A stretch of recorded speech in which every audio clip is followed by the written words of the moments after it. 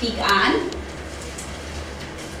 Would our regular commission members take a peek at the minutes from the last month's meeting of October 23rd?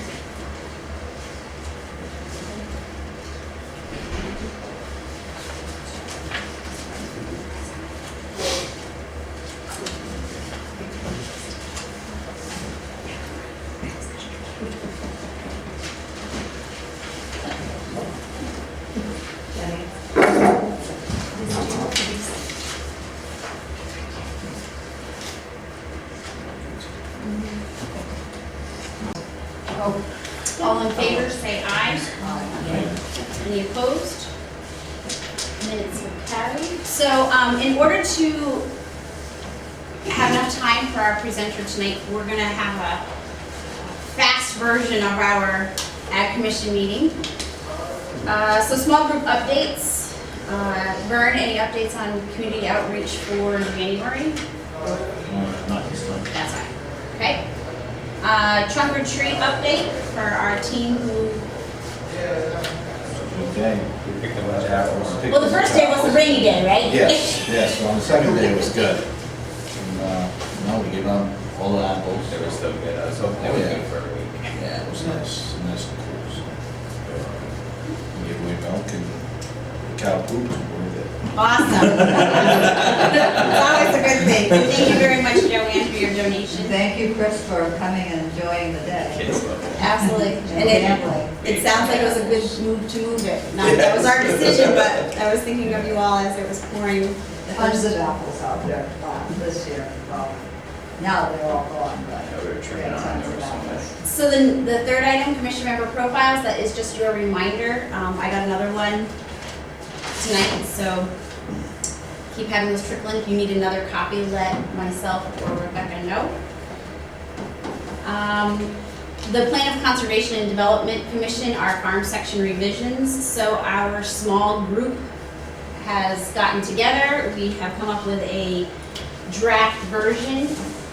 We are not going to spend time on it tonight. We'd like you to go home, take it home, read it over, think about it, mark it up, come back, because we need to have our section done at our next meeting in order to give it to the POCD in a timely manner so they can finish their portion. So on the back of just the commission members, you should have a copy of the draft.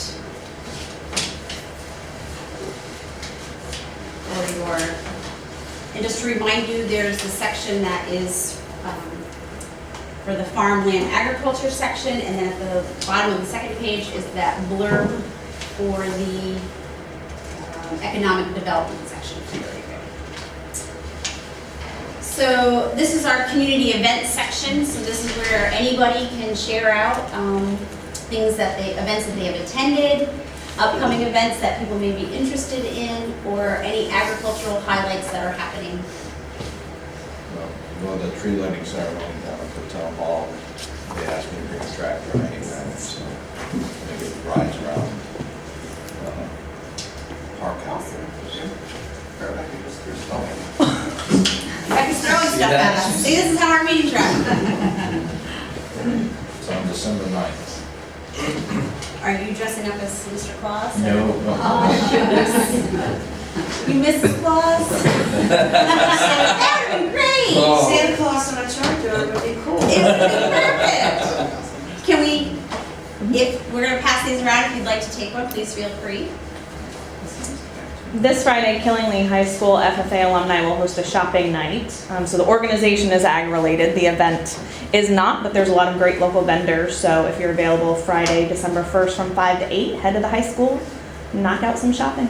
Can you give a brief description for our guests tonight what FFA is? Sure. FFA is the student group that promotes involvement in agriculture. So it used to stand for Future Farmers of America. They've just kind of adopted the acronym FFA. They provide a lot of leadership opportunities. They have national events.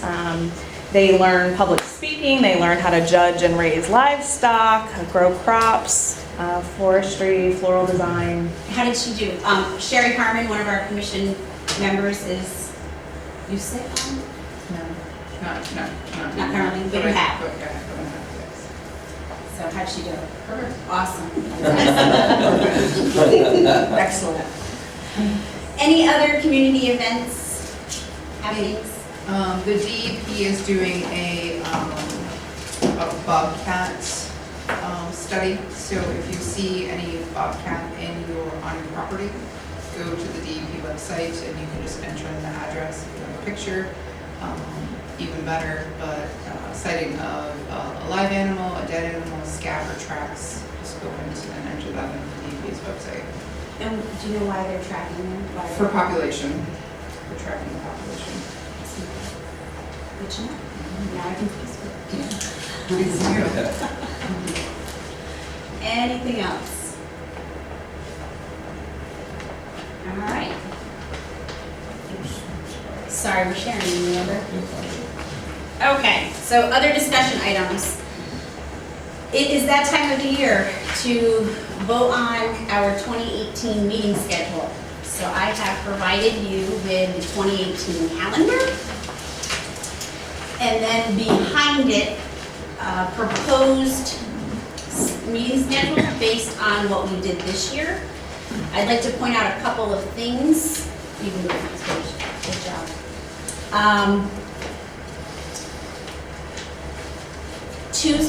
The May meeting, that is Memorial Day. The fourth Monday of the month is Memorial Day, so I bumped it to Tuesday.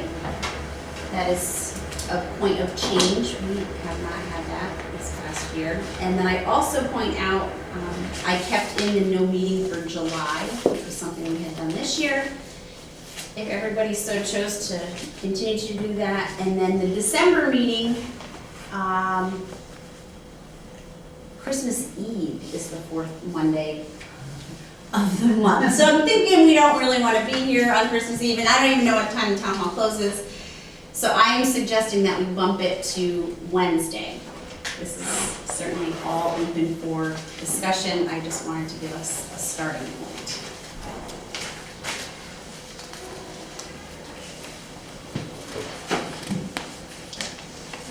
Looks good to me, guys. Make a motion to accept the meeting schedule. Okay. All in favor, say aye. Any opposed?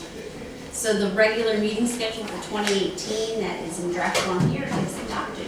So we'll post that at the town hall.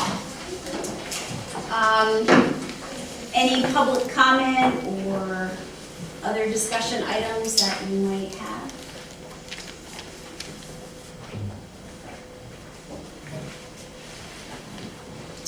Excellent. I'd like to make a motion to adjourn the meeting. I see you're playing the game here. Serious family. All in favor to adjourn the meeting? Say aye. Aye. Any opposed? The meeting is adjourned at 7:10. Wow! Here, please, no. How can we help you set up? I'm good. Put it right against that wall. Awesome.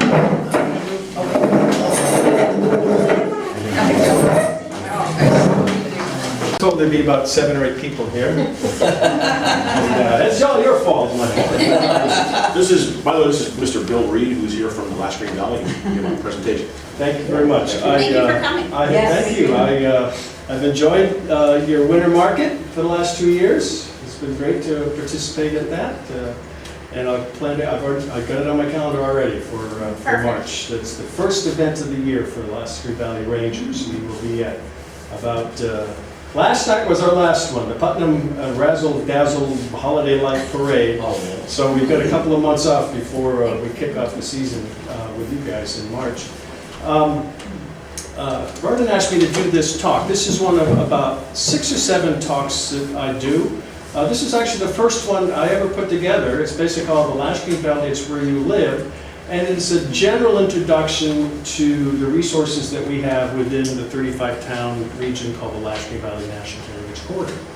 I've done a variety of other talks, and so this one's going to have a little bit of a bunch of them. I was just up at the Senior Center last month doing a talk on bald eagles in the Last Green Valley. So I've added a little bit of bald eagle update here because everybody loves our national symbol. Bald eagles seem to be doing very well here in the Last Green Valley. What I'm going to do is I'm going to tell you a little bit about the Last Green Valley as a place, and then a little bit about some of the resources that we have here. Clearly, you guys know about the agricultural resources and the land resources. I'll touch on that a little bit. But if anything, I'm here to sort of learn more from you all on what you're doing in Plainfield when it comes to farming and agriculture. And then I'll talk about the Last Green Valley as an organization, where I work as one of 5 or 6 staff that we have that work at the Last Green Valley, and supported by virtually hundreds of volunteers. So let's talk about the Last Green Valley as a place. When you look at a map of the 3 southern New England states, you can see how actually big the land mass is of the National Heritage Corridor. Over 700,000 acres, 1,000 square miles, 35 towns, 9 in Massachusetts, down along the Rhode Island border into the Norwich area, up sort of Route 84, up to the Massachusetts border. Northwest is Brimfield, this is Oxford, down into Webster, Dudley area. Here's, of course, Thompson, and here's where I live right here, a little slice of Putnam. The interesting thing about this map to keep in mind is that we are situated right between 3 state capitals, Hartford, Providence, and Boston, and then also just north of us is the 2nd largest city in all of New England. What that tells us is that we're surrounded by really millions of people. But here we are, a population, the last census was somewhere about 320,000 people. Let's see what the 2020 census tells us. Last time I looked at that, Norwich was our biggest town. Norwich is a city, I suppose. I think our only city. But we're surrounded by millions of people. I remember here in Providence, I can zip down 44 or hop over down to 101 or Route 6, and I can be in Providence downtown in about 30 minutes, depending upon when I leave. Boston takes a little bit longer. I got to head up north, hop on Route 90. But if I got to pick up my son at Logan Airport, depending upon traffic, even from Putnam, I can get there about an hour and 10 minutes. Depends on how fast I drive.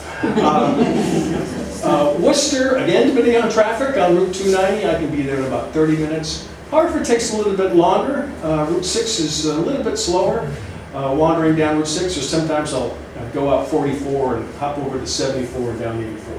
It takes a little bit longer, it's just over an hour to get to Hartford. My point is, we're surrounded by millions of people, and here we are, the green heart of southern New England. Now, really the best way to understand that is by looking at a satellite image of the East Coast of the United States taken at night. Greater Washington area up to Boston, you make up the tip of Cape Cod. This is southern New Hampshire, southern Maine. And here we are right here, the Thames River Valley, Thames watershed, truly are the Last Green Valley when you think about the completely developed northeast corridor of the I-95 corridor. So this is why, in 1994, by an act of Congress, this region was designated as a National Heritage Corridor. We were the 4th one so designated. The first one was the Chaffee Blackstone National Heritage Corridor that goes from Worcester down to Pawtucket in Rhode Island along the Blackstone River. There are now 49 National Heritage Corridors around the country. It was a very popular program. It's underneath the umbrella, if you will, underneath the wing of the National Park Service. And so the majority of our funding comes to the National Park Service, and we have to report to them on an annual basis.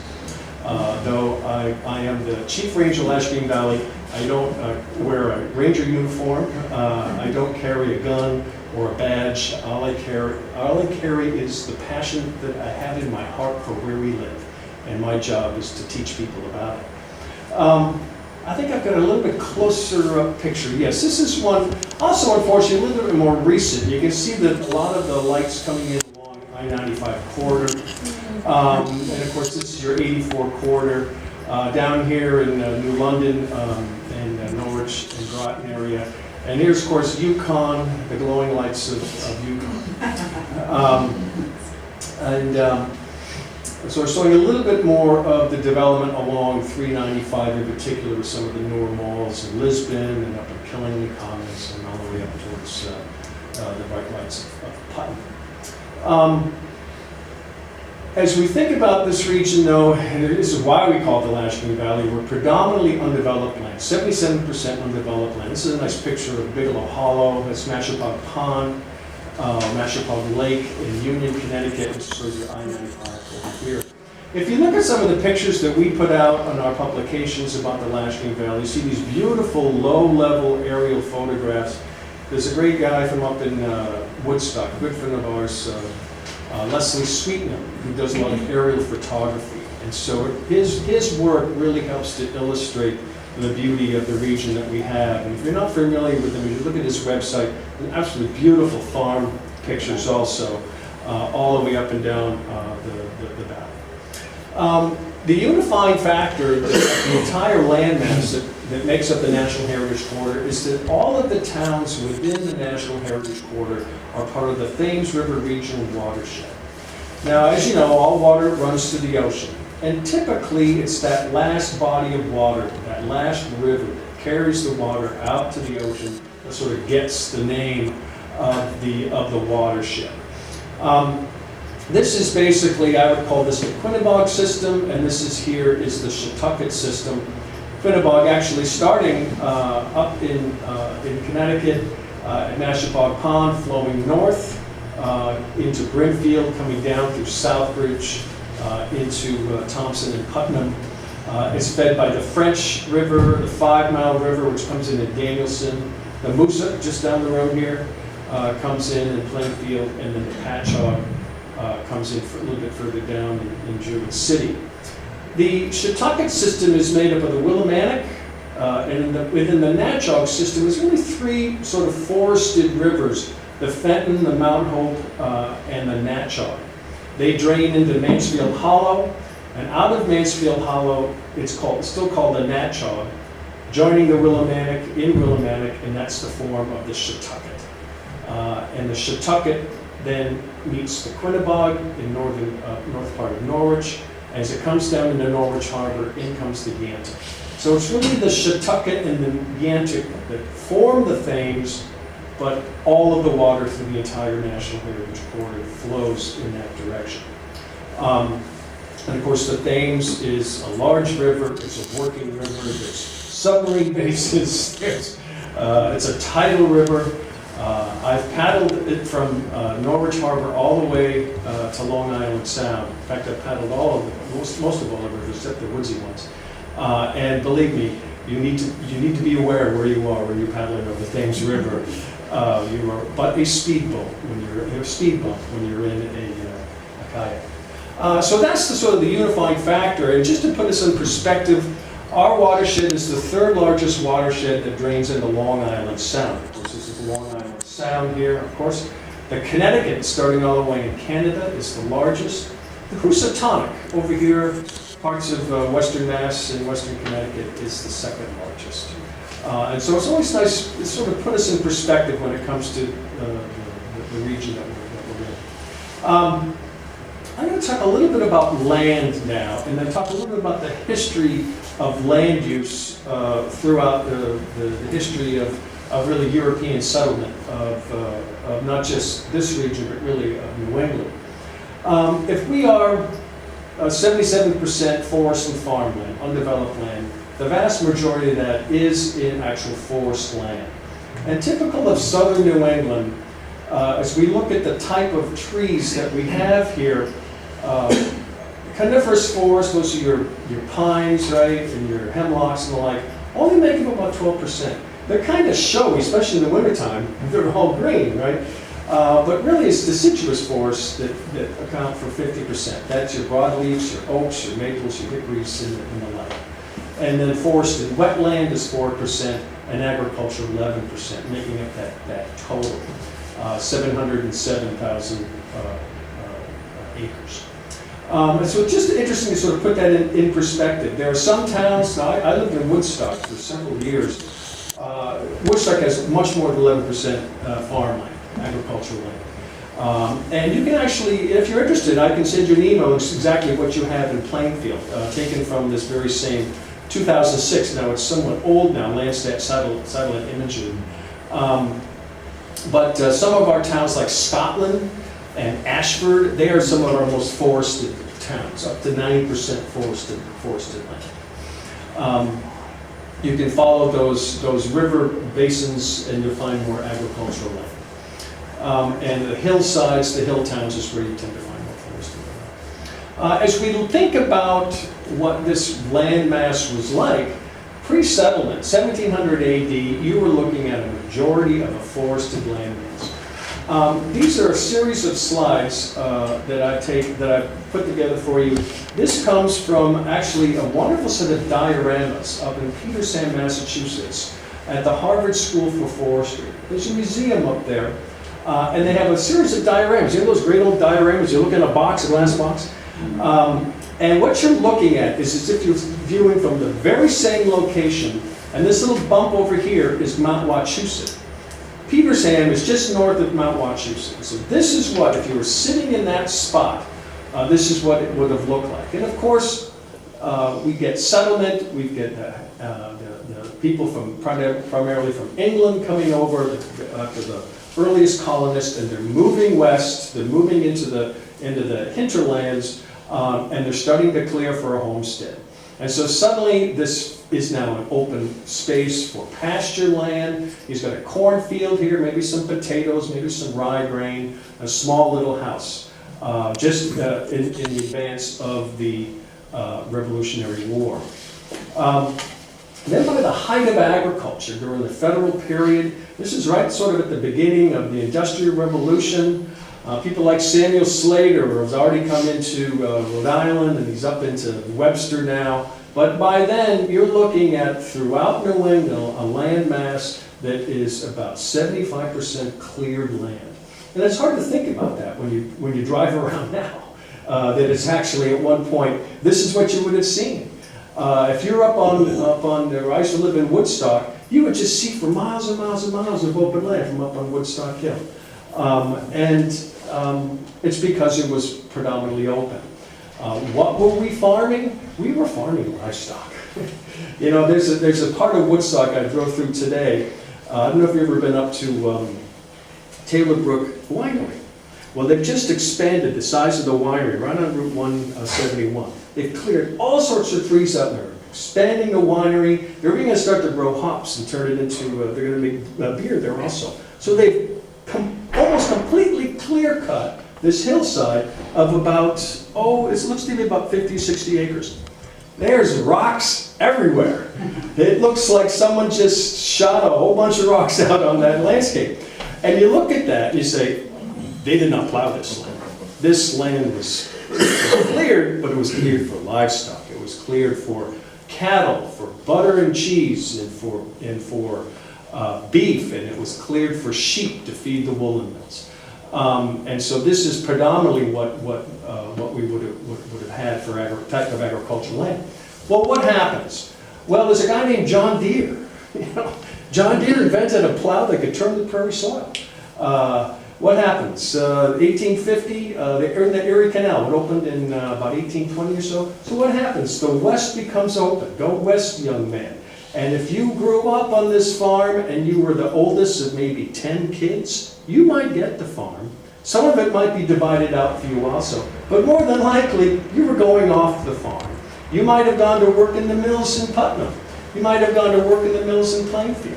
You might have gone to work in the town of Southbridge, in the mills in Southbridge. So the rise of industry, the rise of the Industrial Revolution, and so what happens? The land starts to grow back.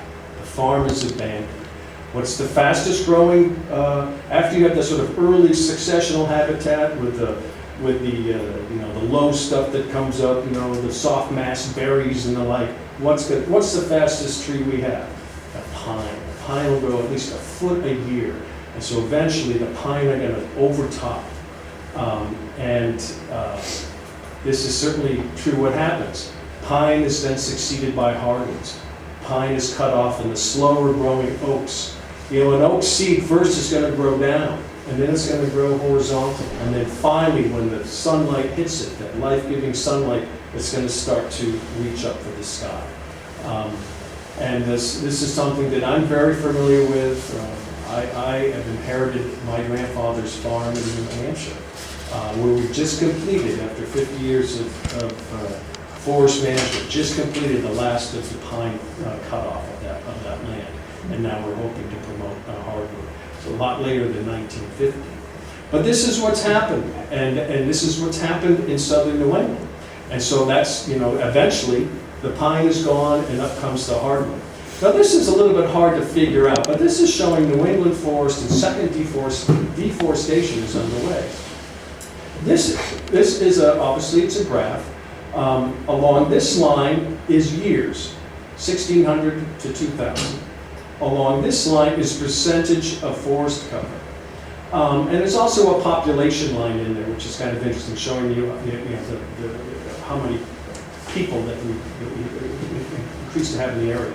And what this is showing is all the green is all of New England. And so from 1600, all of New England coming down where we were sort of bogging out. Connecticut, Massachusetts, the southern states, even less of a forest cover, looking at 30%, about 30% forest cover. And then what happens after the mid-1800s, we start to see that slow, gradual climb back up of predominantly forest cover. But now we're starting to see a drop-off. The forest cover is starting to be cut up. And so where we had agriculture-dominated land, forest-dominated land, now we have much more fragmented land. And so a lot of that forest cover that we have, it may look like a beautiful forest from an airplane, but actually we're dotted with little houses throughout that. And so it's much more fragmentation, which is somewhat of a concern for those who are interested in the importance of what forest and habitat is, especially interconnected forest habitat. Earlier on, someone was talking about bobcat. Bobcat rely on that type of interconnected forest habitat. So this is just putting some of that in perspective when we look at the history of land in this region.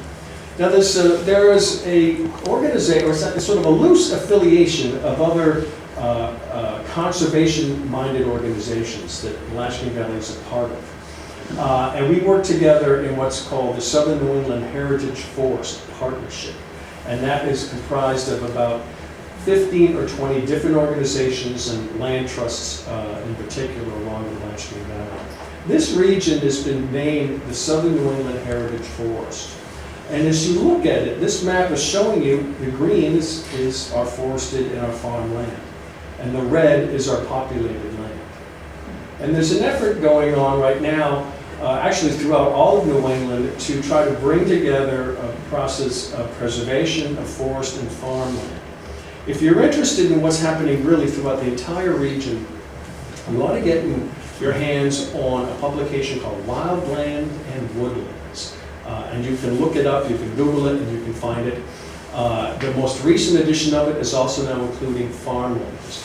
And it's looking at a long-range plan, a 50-year plan for permanently protecting some of our critical natural resources within our forest land and within our farmlands. If you look at this map in southern New England, what I see is not beautiful 77% forested habitat and farmlands. I see a pincer movement of development.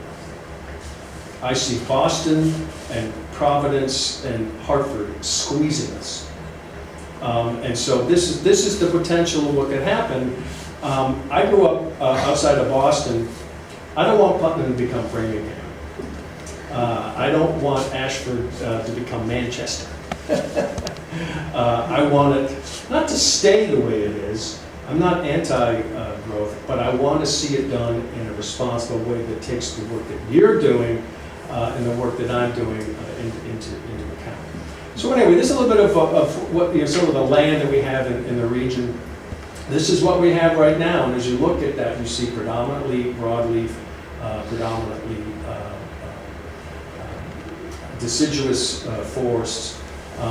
I like to tell people that yes, we have a lot of oaks. That's why Hull Forest Products is here. Predominantly a hardwood producing mill and the like. So let's talk about some of the other resources that we have. We showed a little bit of pictures of rivers. One of the things that the Lashing Valley as an organization has been very, very active with is promoting paddle recreation and promoting a lot of things related to water, surface water in the region. I'll touch on that a little bit also. But the Quinnebog River flows right past here. The Quinnebog River is my all-time favorite river to paddle.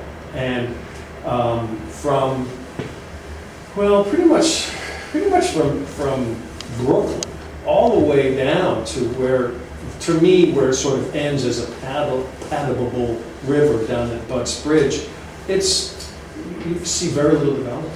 You go through Danielson, but once you're out of Danielson, you get a wild ride for a while, and then you come through Oregon, you go by the trout hatchery, and once you get past the trout hatchery, you've got 5 to 10 miles of absolutely gorgeous habitat with tall hillsides on either side, winding rivers, amazingly clean water, great fishing, not just because of the hatchery, but a lot of good fish there put out there throughout the rivers. But it's not just the Quinnebog. We've got the Shetucket is great for paddling, the Willimantic is great for paddling. Each of those 3 rivers we worked on getting designated as a national recreational trail to help draw some attention to it. Some of the other things we've done related to paddling. This is a Willimantic River. I love this picture. This is Eagleville Dam, down the Eagleville section of Mansfield. As you go north on 32 out of Willimantic, take a left down into Eagleville, and there's a beautiful little paddling area above the Eagleville. And then further, and then the other side is, this is what it looks like as you come down the river down towards Willimantic. Okay, let me back up for a second. What we've also done with the, actually I'll talk about it later, I got a slide later on. Let's talk about some of the animals that we have. This is, of course, not a life-size picture. That is the spotted salamander. We have some other interesting salamanders. If you're interested in what's going on with salamanders, take a look at the DEP. The DEP was mentioned earlier. They've got a great website, the Wildlife Division. You can download all sorts of great fact sheets on just about all the wildlife that we have throughout the region. And the information they have on salamanders in this region is really amazing. Salamanders are incredibly numerous. They are the most voracious animal we have in the forests, in the region. Everything's about bears and all that sort of stuff. No, salamanders are absolutely amazing, and you never see them. Unless you turn over a rock, or unless you happen to go outdoors on one of those first warm April nights, or maybe it's kind of rainy, and you're out and you're looking at the little vernal pools, the little streamy pools that are out in the woods, and suddenly you see about 100 of these things. They can be about 6 inches long or so, and they come out to breed. And that's why those vernal pools are so critically important to our region, and to any region at least, because of the habitat that they provide for amphibians and frogs and what. A vernal pool, of course, is a pool that, this past year, or probably pretty much gone in August. They may be starting to show water now. They'll have water in them through the winter, through the spring, and it's critically important. The most important thing about vernal pools is there's no fish, because it dries up. And so by the time it dries up, the amphibians have made their way out. Okay, they've hatched out and made their way out. And that's the important component of a vernal pool. But anyway, spotted salamanders are great. These guys, what an all-time success story. There's been a lot of turkeys in the newspaper of late. And at one point, they were gone from this region. They weren't extinct, but extirpated from this region, hunted out.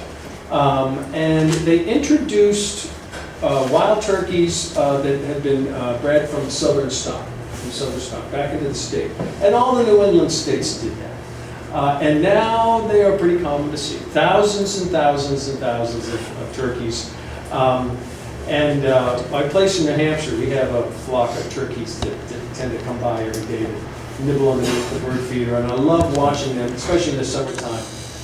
It's just the showy stuff. The male's going to tell you what he's thinking and how he feels. And of course, these two guys are sort of saying, no, I'm bigger than you, no, I'm bigger than you, I'm bigger than you. But it's really the way that the hens act. That's the most fun for me, is watching a group of hens. You know, the males, when they're done with their work, they're gone. The adult males are out of the, you know, the females will go off, you know, they'll find a good place to lay their eggs. Of course, they're laying eggs on a regular basis, and when they finally have enough, they'll sit and then hatch them all out. And they all hatch out pretty much simultaneously, and they're out of that nest because they're so vulnerable to predators. And then the females will then come together. And so frequently, well, I'll see a big, sort of the head female, a head hen, leading the way as they go through the woods or come into the fields. There'll be a couple other larger hens, sort of the rear guard, looking at what's going on behind it. In the middle, the younger nurse hens and the babies. Our flock up in New Hampshire last year had 18 babies, and they survived all through July and August, so I thought that was kind of cool. But anyway, turkeys are here to stay, and they're a great resource. These guys are also here. Hardly a day goes by that a black bear is in the newspaper for some reason. I had one about 100 yards from my house last year. I wasn't there to realize it. I saw on the news. Walnut Street, it's like 700 something Walnut Street in Putnam. A black bear, I'm at 394 Putnam at Walnut Street. And so they are here. Mostly in the western part of the state, mostly in the Berkshires, but we certainly have them. Anybody got bear on your property? Yeah. You got bear on your property? And so they are here. We need to be aware of them. We need to be careful around them. And again, it's very simple what to do if you encounter a bear and what not to do when you encounter a bear. But don't go up to it with don't try to take a selfie with it.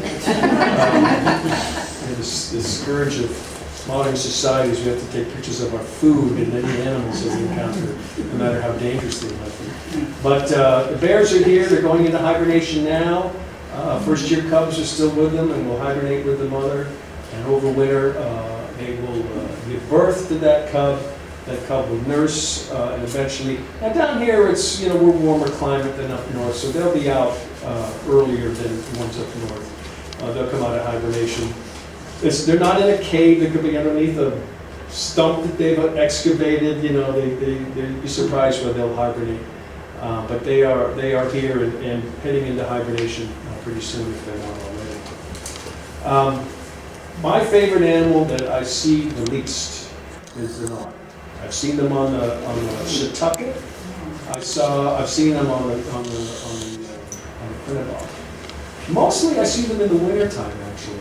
I see their slides. You'll see them out on the ice. They'll pop out of the ice and eat a fish. That when they're swimming in, it's almost like they're wearing goggles. They're voracious eaters. They're long. They're amazing swimmers. Their paws, their feet are almost like webbed feet for their speed. They're an amazingly fast swimmer. But they're not going to hang around in one area very long unless they have a burrow or a nest in there. They may take over a muskrat burrow and they do raise their young along on the bank of a river. But as soon as those young are old enough, they're going to be on the move and fishing and eating and all that. So you're lucky if you see them. You come back the next day and you're not going to see them. We will see a beaver, it's in its habitat or its territory for a range. Do we know what this little guy is? Fisher. Yeah, it's a fisher. Thank you for not calling it a fisher cat. Rehopper. Yeah, what's that? I'm a wildlife rehopper, I would never. Oh, good. They're not known for the feline thing. They are also back in this region here, and they like our forest. They like our woodland. They're a woodland animal. Anybody remember the story from Econ Kill Turkey Farm about 10 years ago? Yes. Remember that? When the fisher got in? Now, they have about 1,000 plus, I think that was like 3,000 free-range turkeys up there. A fisher got in one night and killed like 60 of them. One fisher killed like 60. And since then, they've gotten a dog, a large dog. It's actually a Turkish blue that thinks it's a turkey. And so he lives with the turkeys and guards them from animals like fishers. The reason it kills so many is that's their instinct, is they cache their kill. They like their meat well done. And so they will catch, not the only animal will do that. Cats will also cache their food. And so that was an instinct, kill and cache, kill and cache. But anyway, they are here. I hear them a lot in my part of Putnam. There's some nice farmland around us where I am. We've got some horses, so there's habitat for them where I am. Anybody seen fishers on your property? No, Have you heard them? I hear them. Yeah, it's a pretty horrible sound. Yeah, it's Is that scary. a baby being stabbed? No, that's just a Yeah. fisher.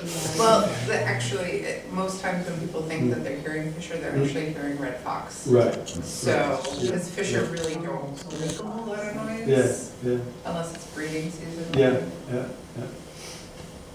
So anyway, we've got lots of fisher in the region also. We'll talk about bald eagles for a little bit.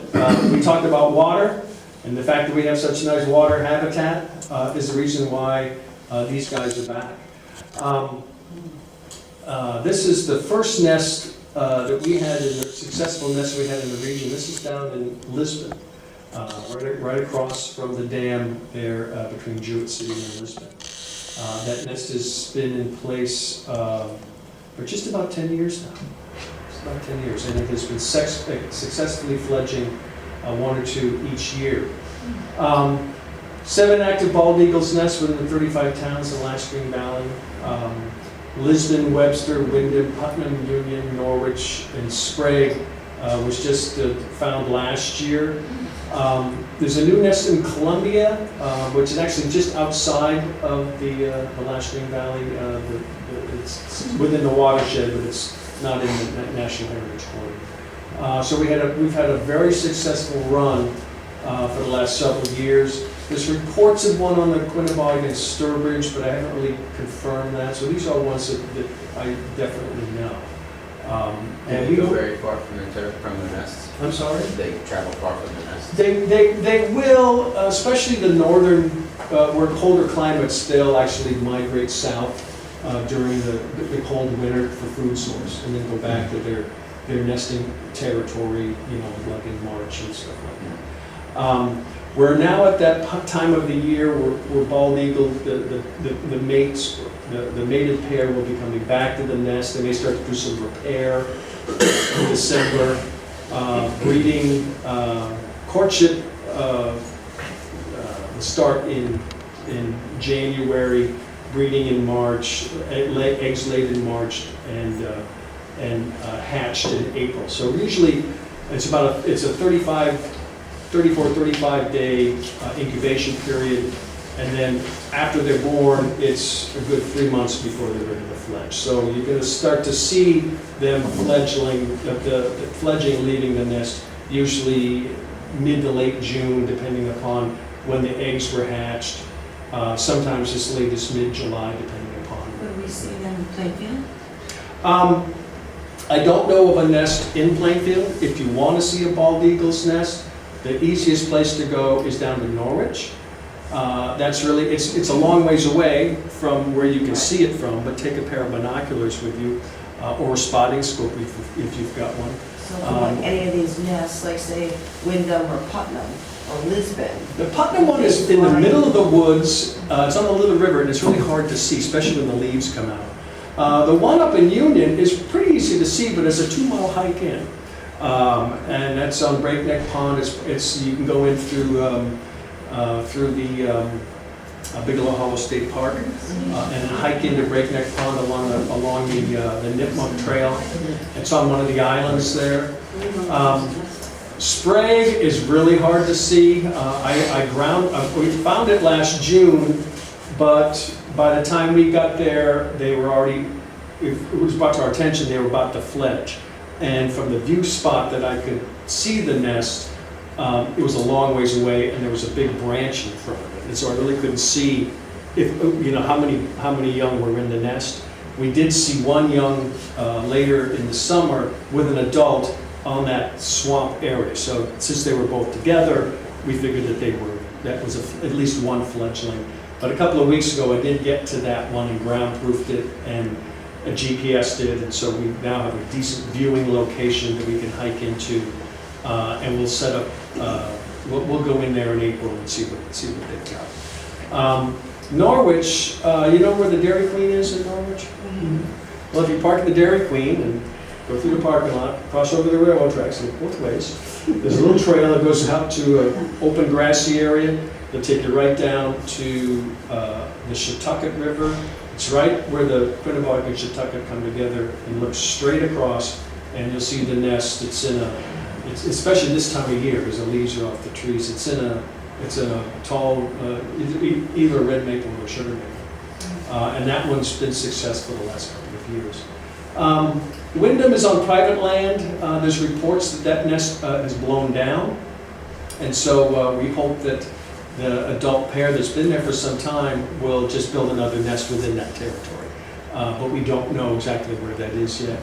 The Webster nest, they're on their third, they're actually, hopefully, their third nest just blew down in that windstorm a couple of weeks ago. And hopefully they will build a new one. First one blew down in a hurricane. They had another one very successful number of years, and they moved to a new one. So it's, and the Lisbon nest has been very successful for a number of years. So, and Putnam is sort of, it's on a big tall pine tree in the little river. It's a bit of a hike in, but before the leaves come out, you can get a good view of that nest, especially with the spotting storm. This is where they're located. Again, looking at that map of the entire region, this is where they're located. So we've got lots of room for more eagle nests throughout the region. And my guess is there's probably 2 or 3 or more that we just don't know about. You know, they're up in the tops of pine trees. They're not always right on a river, but they're usually close to a water source for the food source. This last year was successful for eagles. All 7 nests were active, 10 chicks born and fledged in 6 nests in Connecticut towns, and 1 fledged in a mass, and confirmed in a mass nest. Just to give you a sense of what's occurred, steadily increased from 2007 to 2017 over a 10-year period. Active bald eagle territories from 15 in 2007 to more than 50 over a 10-year period, just in the state of Connecticut. 61 chicks born this year. Of that, we had 10 just in our 26 Latchkey Valley towns. Post DVT, the first nest in 1992 has produced 488 bald eagle chicks. So it's a real great success story since the return of bald eagles. And there's a whole other talk I do on bald eagles, and some of the work that we've done helping the DEP sort of track this in this area. Massachusetts, just as a way of noting, steadily increased in mass. 41 young eagles from Michigan to Canada were relocated to Quabbin Reservoir from 82 to 88. And this, in many ways, this is where our population has come from. If you look at the bald eagles that are in Latchkey Valley, you get a good picture of them, and you see an orange-colored leg band. You know it was a Massachusetts bird. And so I get people call me, oh, there's an eagle at my house, I'm taking pictures of it. Get pictures of the legs, get pictures of the legs. I want to see if there's a leg band, because that's going to tell us where it came from. And if you're really lucky, you get a number and you actually identify the nest it came from. So a lot of the eagles, the majority of the eagles that we have in this region that have bands are Massachusetts bands. And it really was the work done by Mass Wildlife up at Quabbin. And what they did is they would go to a different nest where there were more than one eaglet in the nest that was already a good-sized bird that could survive very well without, and so they took them and then they paired them up by size within 4 large cages up in this huge tower on the Quabbin Reservoir. The Quabbin Reservoir is huge. There's no houses anywhere around. And then they fed them fish through a tube.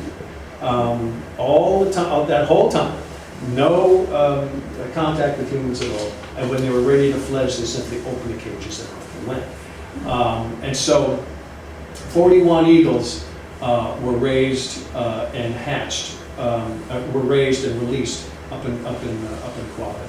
And that's really what helped to populate southern New England with eagles. And this was in the early 80s, really not that long after the DDT. Now, you know, I don't have to tell you about the healthy agriculture community we have in this region. When I first moved to Putnam, actually no, when I started in Lasking Valley, that was in 2006. We had a little tiny farmer's market up by the Dunkin' Donuts parking lot on the way to Woodstock. And I used to stop there like once a week at a little farmer's market. Well, there are 14 farmers markets now within the 35-town National Heritage Corridor. And so to me, that's a sign of success. I've seen some of your farms at Farmers Market, hello Joanne, throughout the area. Dozens of agricultural businesses in Lasking Valley open to the public. Some of them have a pretty busy season coming up, don't you? We hope so, right? But again, such a variety. And this is I took this right off of our website. A lot of farms are open to the public now. I tell you, if you're looking for something to do with kids on a fall weekend, there's corn mazes all over the place. Pick your own farms, Christmas tree farms and largest free-range turkey farm in the state of Connecticut. Largest bison farm in the state of Connecticut. Largest alpaca farm in the state of Connecticut. All within Lasking Valley towns. And it's just a tribute to what we've got in this region. Can I add something? Yeah. I just wanted to say that right now, or throughout the season, always check the turnpike buyer, because smaller farms generally have open house sometime during the season. So right now you might start to see, the alpaca farms and other areas from Canterbury to Sterling to Plainfield, they're all opening up their farms. So it's, and that's generally the avenue they'll use to advertise. So it's, if you're looking for, if you have grandchildren or children and want to have one afternoon on the farm, then there's lots of opportunities for that. We'll go a little bit further along here, talk about the Lasking Valley as an organization and some of the things that we do, some of them that are familiar to you.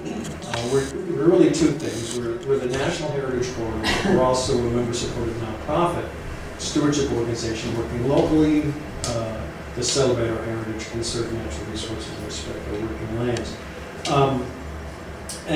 Some people always sort of confuse, it's the organization kind of goes by the name TLGV Inc. Is sort of how we go about it.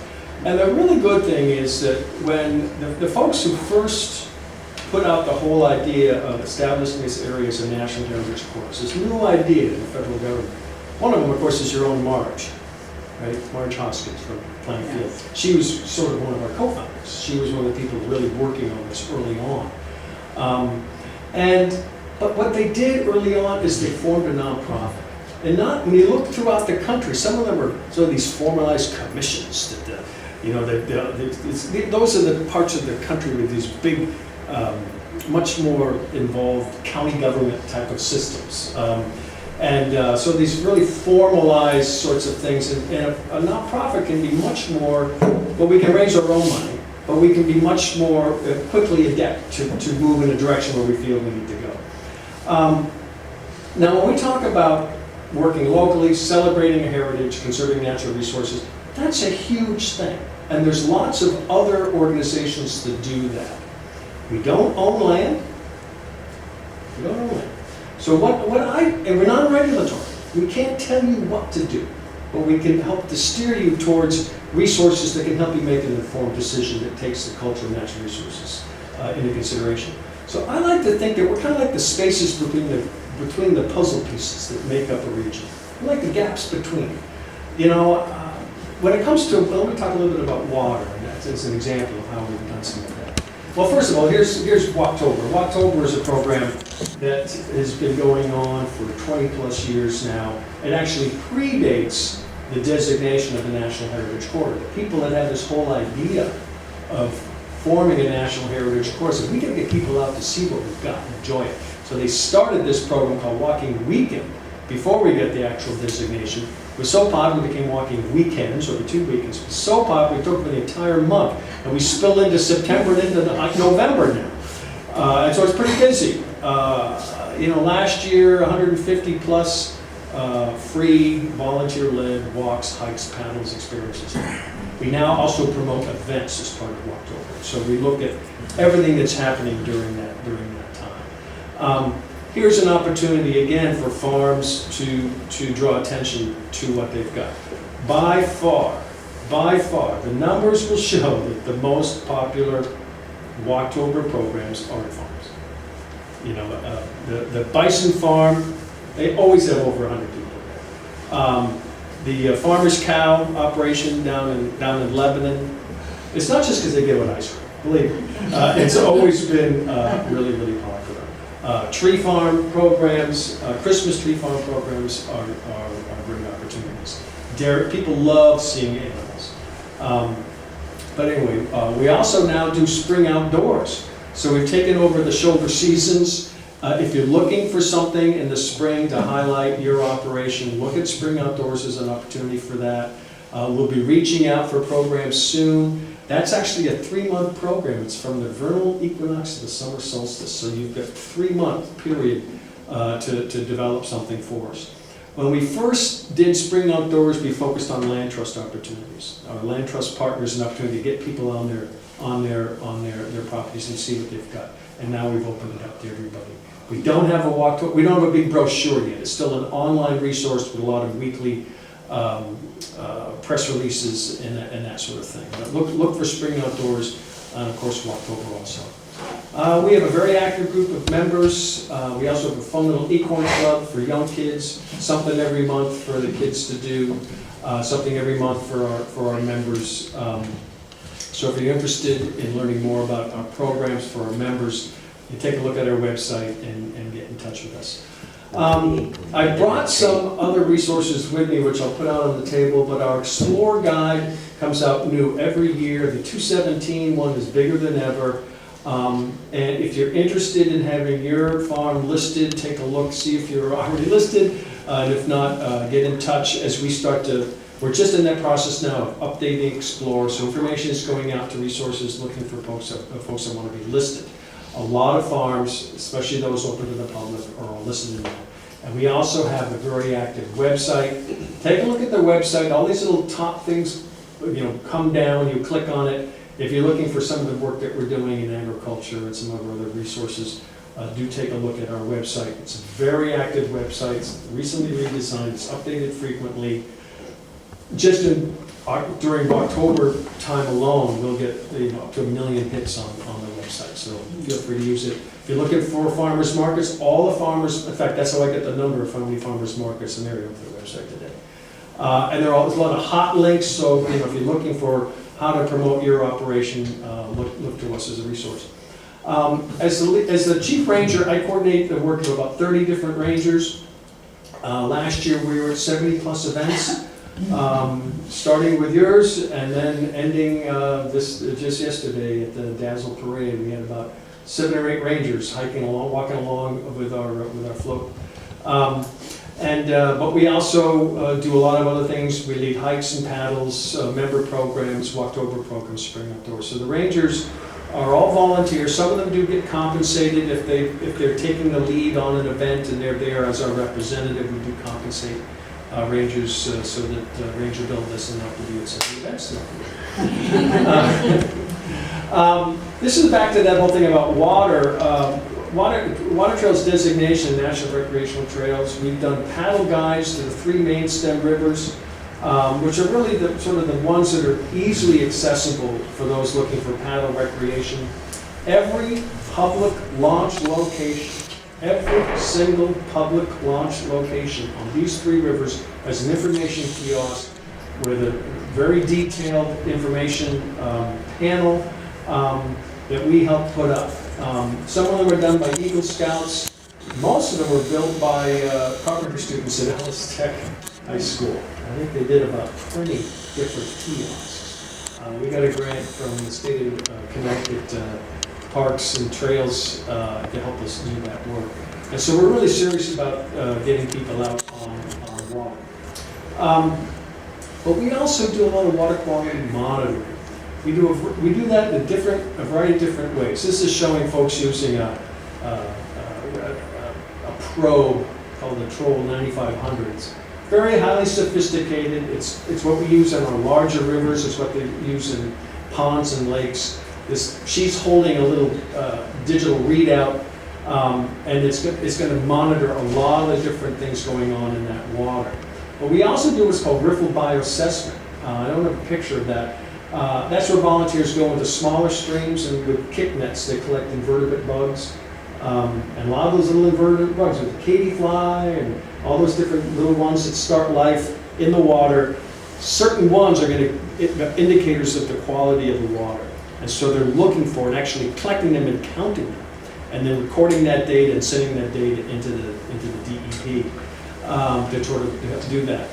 We have about 100 volunteers doing this. Our coordinator is a woman named Jean Pillow. She coordinates that work.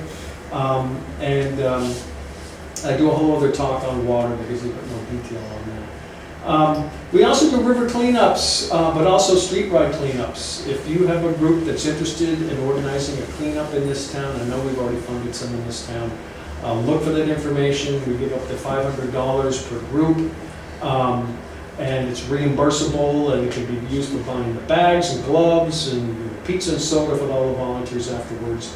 A lot of scout groups do it, municipal groups will take advantage of our cleanup funds. They tend to mostly be around Earth Day. So it comes out, the information comes out like in January, February for the that new grant round. And so most of them are sort of around Earth Day doing townwide cleanups. But river cleanups, we love seeing river cleanups. If there's a part of the rivers here in town that you think are impaired, and there's a lot of tires out there, or there's, you know, I can't tell you how many shopping carts I find in the rivers. It's just crazy. I think they're born there or something. I don't know. It's where they are. The best time to do that is really August, September, when the water's low. More drought conditions. So water is an important part of what we do. Historical resources, we have a thing called historical happenings every quarter. In a couple of weeks, we're going to down to Willimantic to the Mill Museum. We're going to get a tour there, but we invite all the historical societies and historical commissions and our members and the general public to come to that museum. And not only get a tour, but we have sort of a roundtable discussion for people from other museums or other historical societies saying, hey, look, these guys are doing this. What are some of the issues that you're dealing with? You know, we're up in Killingly. Killingly does a lot of great stuff with their historical society, genealogy. Well, some other towns can sort of use those resources. So again, as an organization, we sort of work the edges. We're between the puzzle pieces amongst the historical societies in the area, trying to get them to, you know, history is not an individual town silo. You know, history sort of flows over time, and it's all related to the region. So we try to get people to know about that. And lastly, we also do outreach to schools. This is Ranger Christine.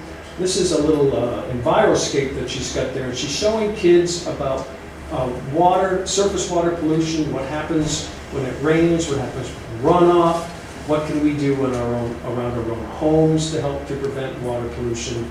So some of the simple things that we can do.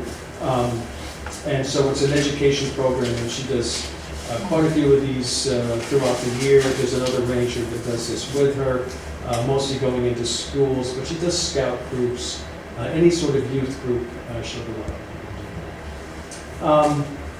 So anyway, we like to tell people that it's Alashkang Valley. We hope you join us to care for it, enjoy it, and pass it on because it's really there. And if there's any questions, I'd be happy to sort of get a quick blast through as quick as I could. Not very quick, I'm about an hour.